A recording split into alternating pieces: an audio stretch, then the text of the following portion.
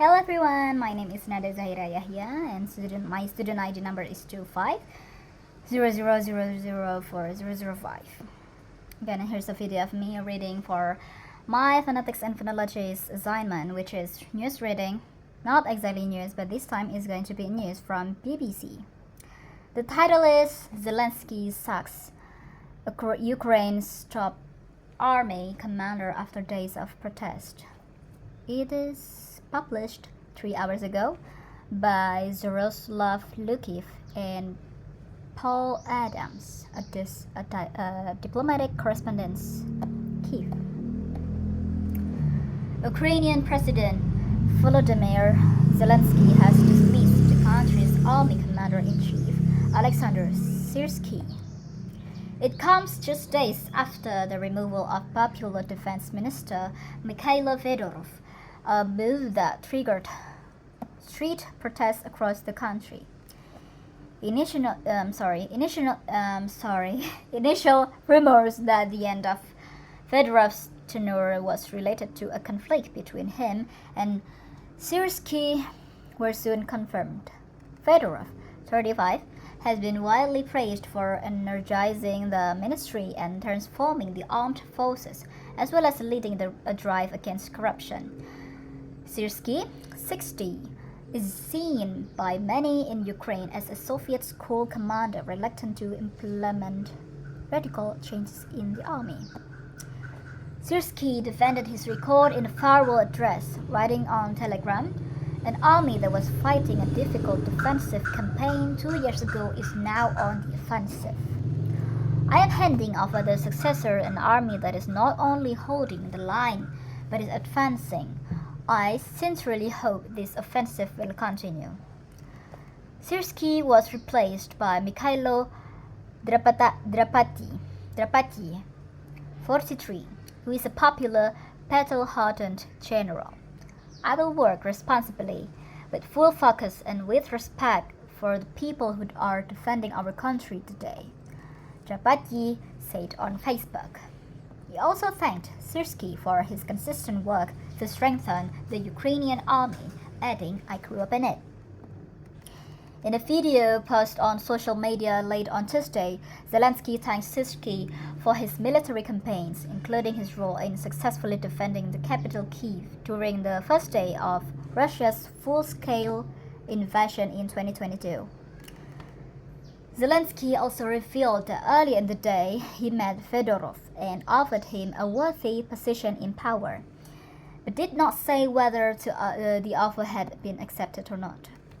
Fedorov was last week replaced by Yevgeny Khmara, a former top official at Ukraine's Security Service, or SBU. All decisions will be formalized tomorrow, Zelensky added in his post. Meanwhile, Fedorov congratulated Drapati with his new job, describing his appointment as a new hope in the fight of free people for freedom and justice. He said it was the voice of change that could not be ignored. Fedorov also revealed that he called Syrsky to thank him for the defense of the Kyiv region and other historic battles. "But we need to move even faster and write the new chapters, correcting all previous mistakes," he added. Fedorov had been appointed defense minister only in January, but has been widely praised for using data to analyze and try to improve performance on the front line. A former minister of digital transformation, he was active from the early days of the full-scale invasion by setting up a volunteer IT army of Ukraine to launch cyber attacks against Russia. Later, he led a successful fundraising campaign called the Army of Drones and brought in elements of gamification to the war, designing a system that awarded Ukrainian military units with credits for hitting Russian assets. Fedorov's ousting prompted 6 days of widespread protest, with Zelensky coming under mounting pressure to dismiss Syrsky. Zelensky appeared to have bowed to that pressure by replacing him with Rabattier, who is seen as a younger, more innovative commander. Rabattier is also thought to be a close friend of Fedorov's. Fedorov's clear endorsement of Rabattier is likely to go some way towards diffusing the political crisis of the past week. For the time being, acting defense minister Khmara remains in the position. President Zelensky has asked him and Rabattier to come up with a new defense strategy covering key issues like reforming the military corps systems, weapons supply and drones. On Monday, Syrskyi wrote an op-ed for the Military website saying of his relationship with Fedorov, "I perceived our relationship as a working one. If I offended anyone, Mikhailo Albertovich or Fedorov, I'm sorry." He said that the issue of military contracts, procurement and mobilizations were a great deal more complicated than most people realized. Directions on which people's lives depend are not made with slogans, he said. Real work, not the public drama surrounding it, wins the war. Protesters will still want to see Fedorov back in a position of real authority where he can continue to drive forward innovation in Ukraine's battle with Russia. If he gets such a position, Zelensky will have repaired the immediate damage. But many will not forgive him for making what they saw as the wrong choice in the first place. And that is all for the first news. And I am going to read the second news since it's not 10 minutes yet. Since it is about Ukraine, then I'm going to read about Ukraine. Okay. This second news is titled Many Ukrainian soldiers outraged over removal of defense minister. Troops tell BBC. It is published 5 days ago by Paul Adams, a diplomatic correspondent, Kiev. I think it is the same journalist. My operation is scheduled for tomorrow, says the disfigured soldier, still recovering from his terrible injuries. I hope when I wake up after the anesthetic, Fedorov will be back at the Ministry of Defense, the unnamed soldier says in a video posted on Telegram. Otherwise, everything I was fighting for will have been in vain. Among Ukraine's battle-weary soldiers and wounded veterans, there is a collective sense of outrage at this week's political developments. President Zelensky's decision not to reappoint his successful young defense minister, Mikhailo Fedorov, in his latest cabinet reshuffle, has caused bafflement and fury in equal measure. It is a blatant slap in the face to all service members, said the soldier were calling Marina to protect her identity. It's probably Marina. It is truly difficult to put this into words without venting in frustration. Despite the noisy protests breaking out across Ukraine, Marina Dobbs' popular anger isn't going to change anything. A dictatorship is already unfolding here, she says, with its own petty tyrants who think they have caught by the bird. With army chiefs reportedly warning the ranks not to engage in political debate, soldiers are reluctant to speak openly or do so only on condition of strict anonymity. We have given made-up names to all those who replied. Another soldier, Natasha, said the protesters with their makeshift cardboard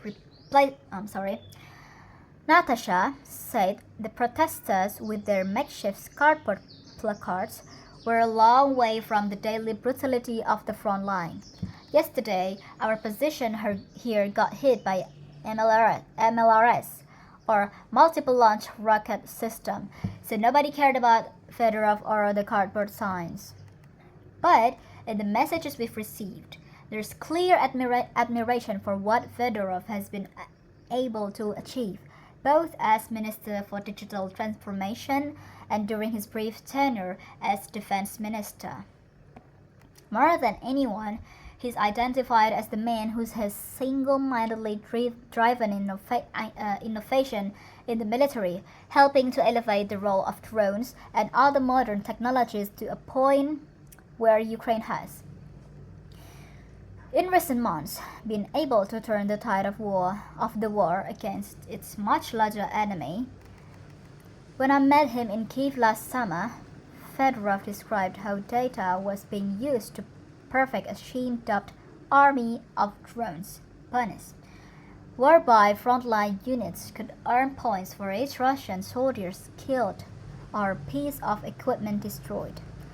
The scheme was popular, credited with speeding up procurement and driving innovation. Fedorov came across as someone deeply committed to promoting Ukraine's war effort in the most creative ways possible, and, as he put it, how to use limited resources more effectively. But as members of a military still led by an officer class, which emerged out of the old top-down Soviet-era system, the soldiers know only too well the sorts of obstacles Fedorov has faced. If you can't come to an agreement with the old fossils, Natasha said, they will eat you alive. Chief among the fossils, in the eyes of some of the soldiers who responded to our request, is Gen Alexander Syrsky, the austere 60-year-old commander-in-chief of Ukraine's armed forces. He was regarded as a national hero 4 years ago, following his successful defense of Kiev in the weeks following Russia's full-scale invasion.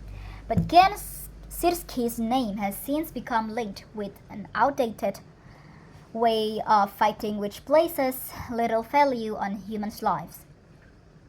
Syrsky commands no authority or respect, Andriy told us.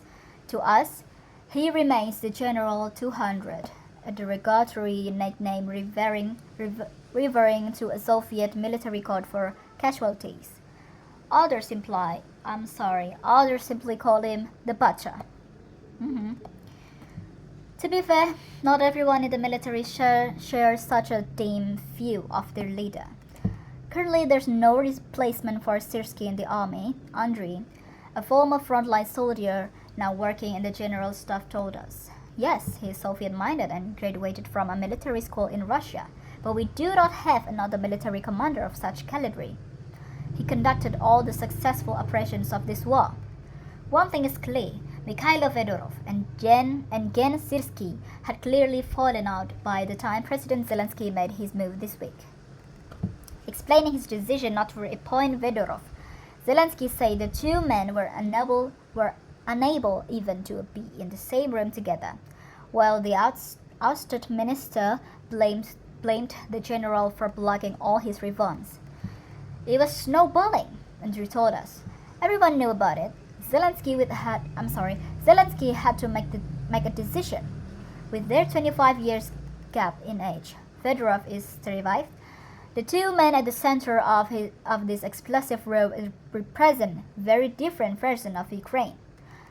Fedorov is an iPhone 16. Syrsky is a telephone from 1980s. Military analyst and former intelligence officer Ivan Stupak told me. The same purpose but with different approaches.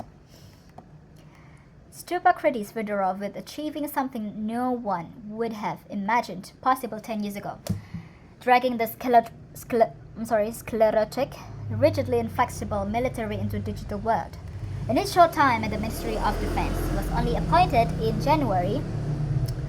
Fedorov pulled off a number of coups, including persuading Elon Musk to block Russian access to his Starlink satellite-based internet service.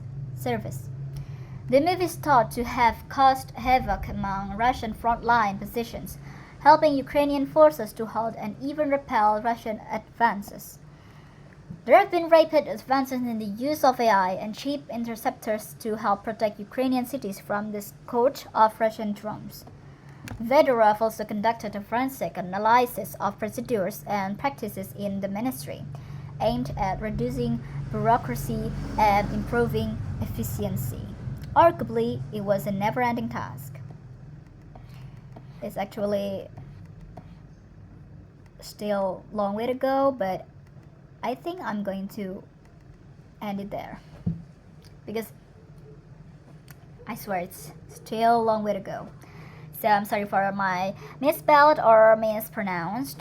Sorry for a lot of misses. Goodbye, see you in my next video.